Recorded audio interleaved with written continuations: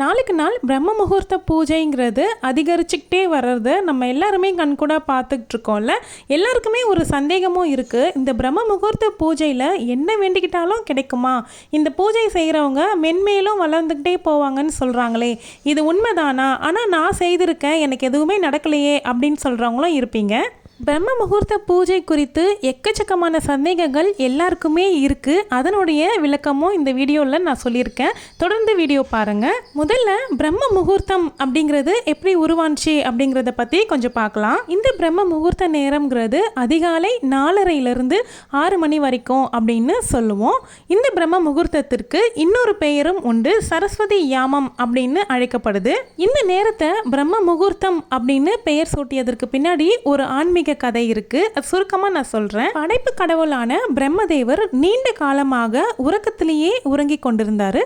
அவருடைய உறக்கத்திலிருந்து எழுப்பிய சிவபெருமான் பிரம்மதேவருக்கு ஒரு கட்டளை இடுறாரு. கலியுகத்தினுடைய இரவு நேரத்தை பிரம்மதேவனுடைய பகலாக்க வேண்டும் அப்படிங்கிறதுக்காக இந்த உலகத்துல சத்தியுகம் ஏற்படுத்தணும் அப்படின்னு கட்டளையிட்டாரு. அவருடைய கட்டளையை ஏற்று பிரம்மதேவரும் சிவபெருமானினுடைய பரிபூர்ண அருளும் அவருடைய வரங்களும் பெறறதுக்கு என்ன நேரம் உகந்தது அப்படின்னு சொல்லி கேள்வி கேட்டிருந்தாரு. அதுக்கு சிவபெருமான் என்ன பதில் கொடுத்தாருன்னா, பூமியினுடைய கணக்குப்படி அதிகாலை நேரமும் சந்தியா காலம்னு சொல்லக்கூடிய சாயந்தர நேரமும் என்னை நோக்கி வழிபாடு செய்து என்னையே நினைத்து தியானிக்கிறவங்களுக்கு நான் அளவற்ற நற்பலன்களை கொடுப்பேன் அப்படின்னு சொல்லி சிவபெருமான் பிரம்மதேவரிடம் சொல்றாரு. பிரம்மதேவர் நாள் முழுவதும் சிவபெருமானை நோக்கி தவம் செய்தாலும் அந்த அதிகாலை நேரமும் சந்தியா காலம்னு சொல்லக்கூடிய சாயந்தர நேரமும் அளவற்ற நேரமாக அவர் எடுத்துக்கொண்டதுனால அதிகாலை நேரத்தை பிரம்மருடைய பெயரையே வைத்து பிரம்ம முகூர்த்த நேரம் அப்படின்னு அழைக்கப்பட்ட ஆரம்பிச்சுது.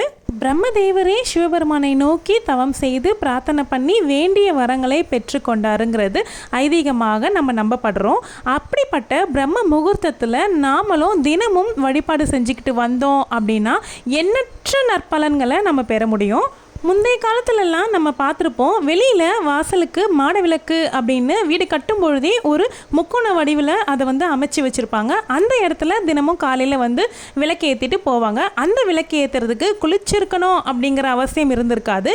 அவங்க நேரடியாக தினமும் அந்த விளக்கை ஏற்றிட்டு அதன் பிறகு அவங்களுடைய அன்றாட வாழ்க்கையை தொடங்குவாங்க. இப்போது நம்ம வீட்டில் பெரும்பாலும் இந்த மாதிரி மாட விளக்கு எல்லாமே நம்ம அமைக்கிறது இல்லை. நம்ம தனியாக ஒரு அகல் விளக்கோ இல்லைனா வேறு மாதிரி ஏதாவது விளக்கோ வச்சு தான் நம்ம கும்பிட்டுட்டு இருக்கோம்.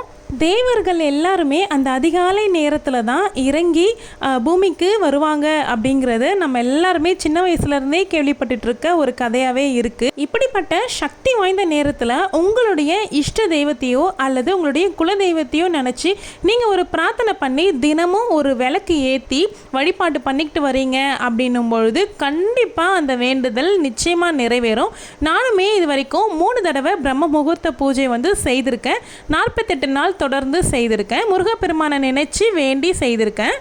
இந்த பூஜையினுடைய சிறப்புகளை சொல்கிறது காட்டிலும் இந்த பூஜைக்கு எல்லாருக்கும் ஏற்படுற சந்தேகத்திற்கான விடைகள் தான் ரொம்பவுமே முக்கியமானதாக இருக்குது. ஏன்னா ஏகப்பட்ட சந்தேகங்கள் எல்லாருக்குள்ளேயுமே இருக்குது. யார்கிட்ட கேட்கலாம், யார்கிட்ட கேட்டால் தெளிவான விடை கிடைக்கும் அப்படிங்கிறது தெரியாமல் பிரம்ம முகூர்த்த பூஜை செய்துட்ருக்க எல்லாருக்குமே போய் கமெண்ட்டில் கேட்பாங்க.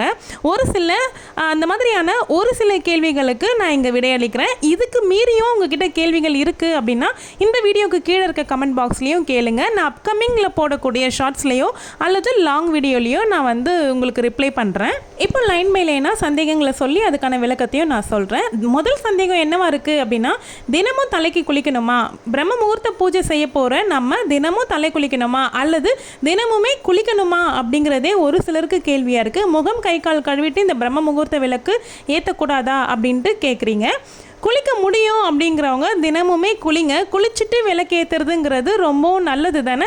ஏன்னா நமக்கே விளக்கு ஏற்றும் போது ஃப்ரெஷ்ஷாக நம்ம ஃபீல் பண்ணுவோம். இறைவன்கிட்ட வேண்டும் பொழுது நம்ம மன தூய்மையும் உடல் தூய்மையும் ரொம்பவும் முக்கியமானது. தலைக்கு குளிக்கணும் அப்படிங்கிறது அவசியம் இல்லை. வாரத்துக்கு 2 முறை தலைக்கு குளிச்சிக்கினாலும் போதும். உங்களுக்கு சைனஸ் ப்ராப்ளம் இருக்குது அப்படின்னு நினைக்கிறவங்க முகம் கை கால் கழுவிட்டு கூட இந்த விளக்கை ஏற்றலாம். எந்த வித தவறுமே கிடையாதுங்க. உங்களால் எந்த பிரச்சனையும் இல்லை, நீங்கள் நல்ல ஆரோக்கியமாக இருக்கீங்க அப்படின்னா நீங்கள் குளிச்சுட்டு ஏற்றிக்கலாம். எங்கள் வீட்டில் எல்லாரும் தூங்கிட்டு இருக்காங்க. தூங்கிட்டு இருக்கும்போது நான் மட்டும் முழிச்சு இந்த விளக்கு ஏற்றலாமா, வீட்டில் அடுத்தவங்க தூங்கும்பொழுது விளக்கு ஏற்றக்கூடாதுன்னு சொல்கிறாங்களே, இது எந்தளவுக்கு உண்மை நிறைய பேருக்கு சந்தேகம் இருக்குது. அவங்க வேறு ஒரு ரூமில் தூங்கிட்டு இருக்காங்கன்னும் பொழுது நீங்கள் பூஜை அறையில் விளக்கு ஏற்றுறதுல எந்த தவறும் இல்லை எங்கள் வீட்டில் ஒரே ரூம் தான் இருக்குது, அதுலேயே தான் நான் பூஜை அறை வச்சுருக்கேன் அப்படின்னு நினைக்கிறவங்க நீங்கள் விளக்கு ஏற்றும் பொழுது உங்கள் பூஜை ஸ்டாண்டுக்கு நேராக யாரும் படுத்தில்லாமல் பார்த்துக்கிட்டாலே போதும். மற்றபடி எந்த ஒரு பிரச்சனையும் இல்லை. நீங்கள் விளக்கு ஏற்றுறதுக்கு 5 விளக்கு ஏற்றுறாங்களே, இந்த 5 விளக்கு தனியாக ஏற்றி தான் ஆகணுமா, இல்லை நான் ஆல்ரெடி பூஜை அறையில் வச்சுருக்கிற விளக்கே 5 எண்ணிக்கையில் இருந்தால் போதுமா அப்படின்னு நிறைய பேருக்கு ஒரு சந்தேகம் இருக்குது. 5 விளக்கு தனியாக ஏற்ற முடியும் அப்படின்னு நினைக்கிறவங்க இந்த பஞ்சபூதத்திற்காக தான் 5 விளக்கு நம்ம ஏற்றுறது. இல்லை அதெல்லாமே எனக்கு பண்ண முடியாது அப்படின்னு நினைக்கிறவங்க உங்கள் வீட்டில் வச்சுருக்கக்கூடிய காமாட்சி அம்மன் விளக்கு மற்ற துணை விளக்குகள் எல்லாமே சேர்த்து 5 எண்ணிக்கையில் வர மாதிரி இருந்தாலே போதும். வாசலில் கோலம் போட்டு தான் ஆகணுமா, அதிகாலையில் எங்களுக்கு வெளியில் போய் கோலம் போடுறதுக்கு பாதுகாப்பானது இல்லை அப்படின்னு நினைக்கிறவங்க நிச்சயமாக வெளியில் போகாதீங்க.